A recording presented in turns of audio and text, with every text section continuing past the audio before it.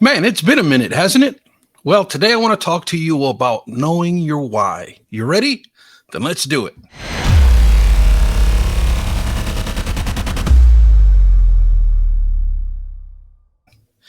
Hello, rookie card collectors. Victor, the rookie card specialist here coming at you. And I have been gone for a couple of weeks. It's been 2 weeks since my last video, but with good reason. I'm very excited and proud to help my daughter out who just purchased her first home a couple of weeks ago. And I promised that I would help her remodel her home a little bit. And I started on the bathroom, and we were only going to do a couple of things to the bathroom. And you know how that goes. You start tearing off one layer of something, and the next thing you know, we're doing like a full remodel inside of the interior of her home. So I've been helping my daughter with that when I can. It's been typically, for 2 or 3 hours after work, and then I've been giving her my full Saturdays, and so that's what I've been doing the last couple of weeks. I actually have 2 more weeks of helping my daughter out, but it's going to be all worth it at the end. I do plan on making this broadcast primarily a broadcast for my podcast, and after that, I'm recording it in video format as well, because I plan on chopping it up into 2 or 3 segments. That way, I'll be able to upload content within the next couple of weeks, and therefore giving me the time I need to finish helping my daughter. I had a pretty good streak going. I like to do at least once a week. But like I said, I've been gone the last couple of weeks, but excited to jump back into this thing. I'm like, man, how do I do this? It's like I got so much that I want to say, so much to catch up on, and I just don't know where to start. And I'm like, no, you know what? I'm not going to talk about Topps Chrome. That's already been, we've made our rounds with Topps Chrome and all of that. So I'm not even going to touch on that topic. I'm going to go with something that has been inspiring me the last couple of weeks, and that is knowing your why. Okay, and it all started with some Instagram posts that I have been putting up for the past month or so. I've been showcasing some of my cards, and I've been creating a message with in my comments section. I've been writing up reasons why I purchased this card. What is it about this card or player that has inspired me to make that purchase? And then at the end of it, I write, know your why. Knowing your why, I believe, is critical in becoming a long-term sustainable collector or an investor, whichever way you want to look at it. Knowing your why is crucial in knowing your purpose, because without that, well, then we either become complacent, or we become greedy, or we become selfish. And therefore, I'm always thinking why. I like to do things, every step that I take, I want it to have purpose and mission. And so I was going through some things. I was thinking about certain things, and it really inspired me to redo a video that I made about 8 months ago. And that was 4 reasons why the rookie card needs reform.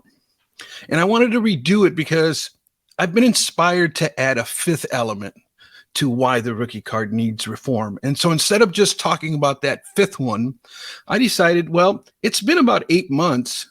Let me just go ahead and redo this video in its entirety. So that's what we're going to be looking at today. We're going to be looking at not 4, but 5 reasons why the rookie card needs reform.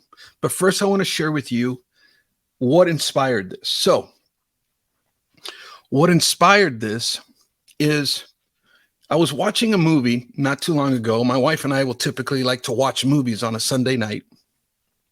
And we watched the movie called Respect. It was an autobiography of Aretha Franklin, starred by Jennifer Hudson, I believe is her name. Tremendous talent, this young lady. But she in the movie she portrayed the Aretha Franklin and her life story and how she struggled with a lot of things. She knew she had talent. She knew she had passion. She knew her her what. She knew what to do. She knew how to do it, but she didn't know why she was doing it. And so as the story unfolds, you start to see her life begin to just spiral out of control. And she was more, um, it just seemed like the longer she was doing it and the more she was doing it, the older she got, she just seemed to really fall into like a depression and anxiety and just a lot of emotional baggage that she was going through.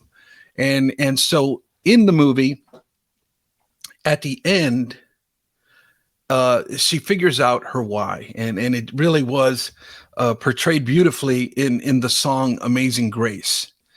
And I was listening. It just so happened, not but 2 days later, I was listening to this comedian. I forget the name of the comedian now, Michael something, but he was talking about the difference between the what and the why, and very powerful as he was telling the story. And I'm going to paraphrase the story because it's powerful and it's going to make sense to you.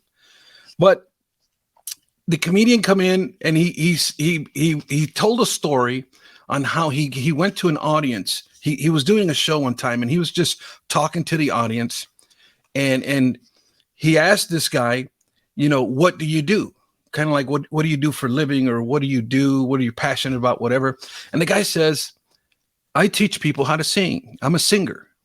And he says, really? Let me hear a couple of bars.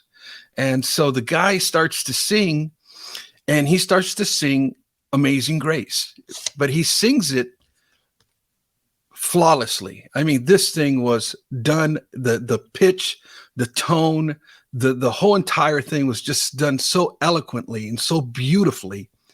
It was picture perfect.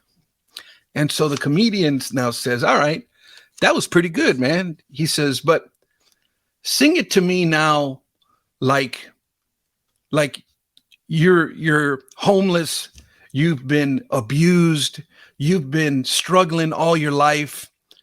Sing it to me like you're in pain.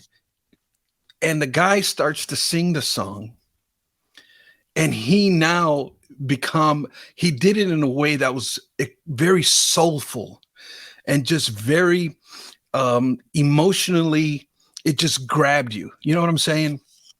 And at the end of it, the comedian says, you see, this is the reason, this is the difference between what and why. See, he knew what to sing.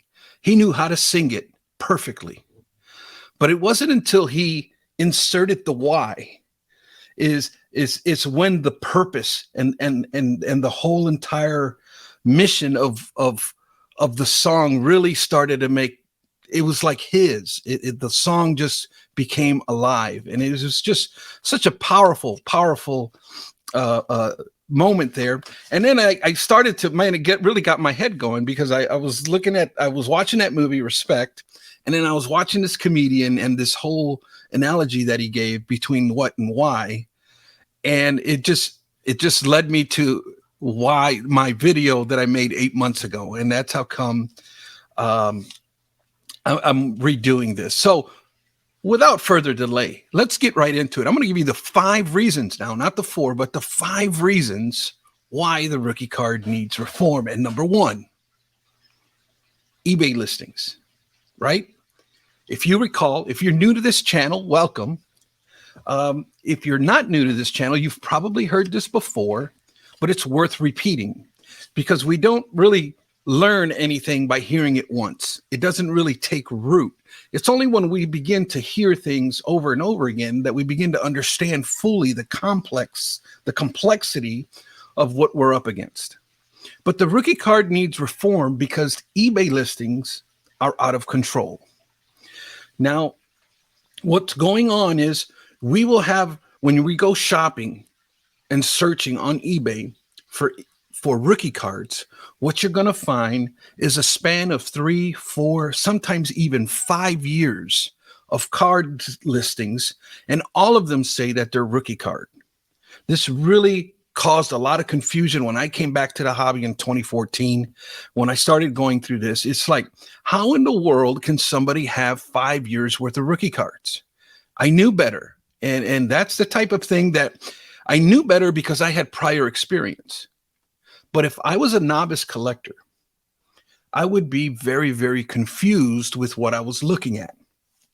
Because it seemed like everything, every prospect card, every insert card, everything is plastered with a rookie card in the listing. And that's really unfortunate. And the manufacturers don't help either because they're putting a rookie card logo on just about anything and everything. And that's really not the case. And I'll get into that aspect here a little bit later.